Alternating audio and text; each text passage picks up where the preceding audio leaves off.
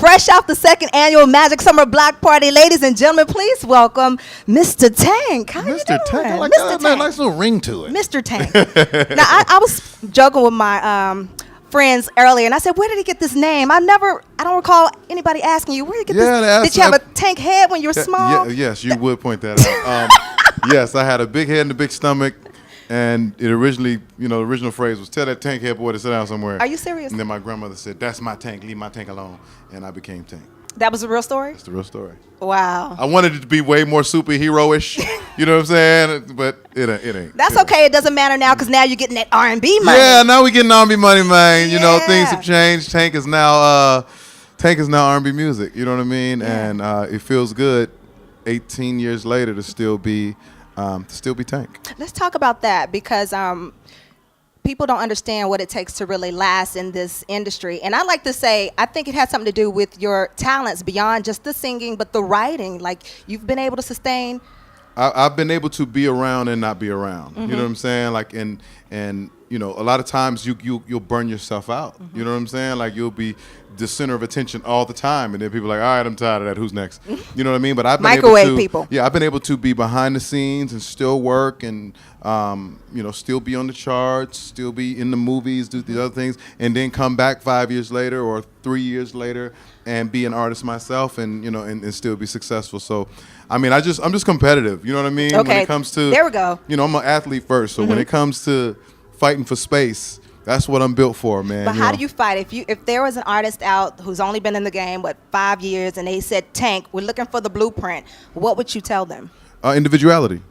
Be yourself, unapologetically. Mm-hmm. You know what I mean? Because we all have our own thing. Yeah. We all have our own unique offering to the universe. And as long as we're true to that, when the people need that thing, they have to call you. Mm-hmm. Of course, people are going to dabble and try to take pieces from it, try to emulate it, all those type of things, but nobody can be you. That's right. And as long as you stand on that, you know what I'm saying? We always got to call Al Green. Yeah. Can't nobody do Al Green? Mm-hmm.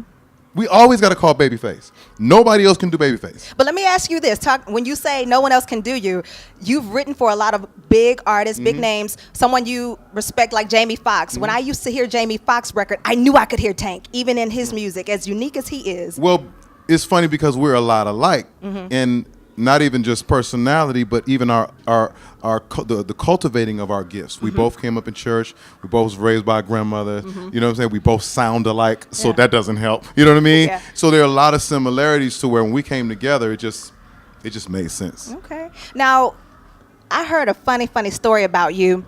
When you found out you had your first record deal, what were you driving? Like a G400 or something like GS400? What you used to ride in? Well, nothing. I had a Isuzu Rodeo that got repossessed. I don't know how it happens. I don't know how People they found me. And then I had another car that I couldn't get the engine open, so the gas went out on it, and then after it made enough noise, it blew up on me.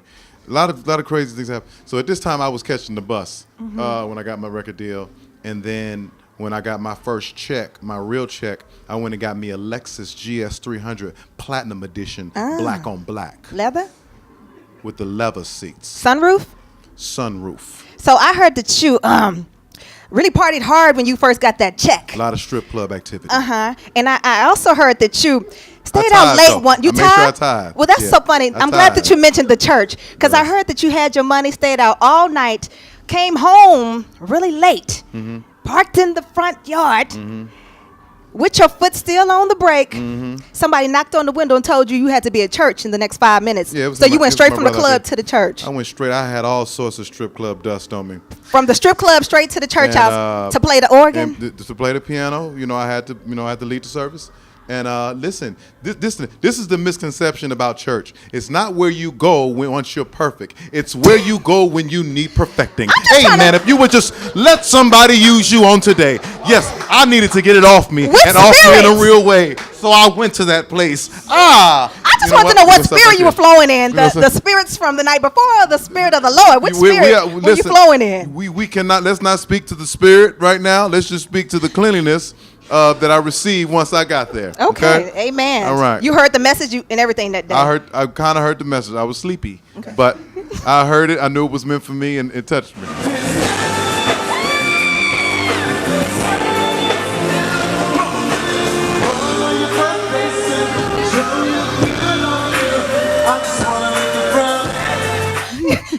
guys, your skin is real soft.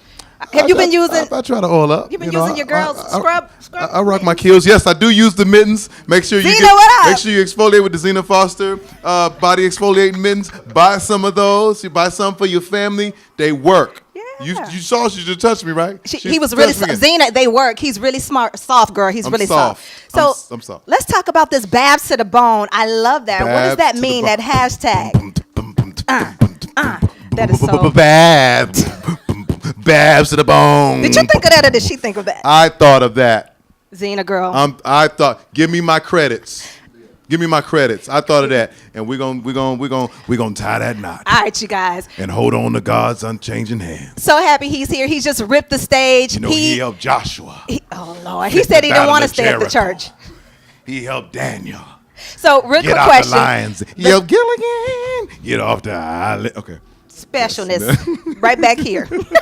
So no, seriously, how do you feel about this new record doing so well? Somebody said back when you had Stronger, you weren't really receiving what you felt you should have gotten, and you would not do another record. But here we are, 2018, and you're going strong with When We. Well, it was the kind of record that I said I would not do again, that maybe I might get to, because understanding the climate of my audience and where they were and what they wanted to hear. And so this When We, you know, even before that, the Sex, Love, and Pain 2, it kind of let me know exactly where my fan base was and what they wanted from me. And, you know, I expected this record to do great, but I didn't expect this. This is all a blessing, man. And this is all support and love all your from fans all around the world. I need it. I appreciate it. We're so happy that you did. Thank you for blessing us here at the second annual Majic Summer Block Party. Absolutely. You rock, Mr. R&B Money. You, baby. Thank you.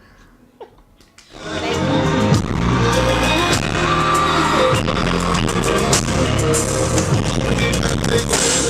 you.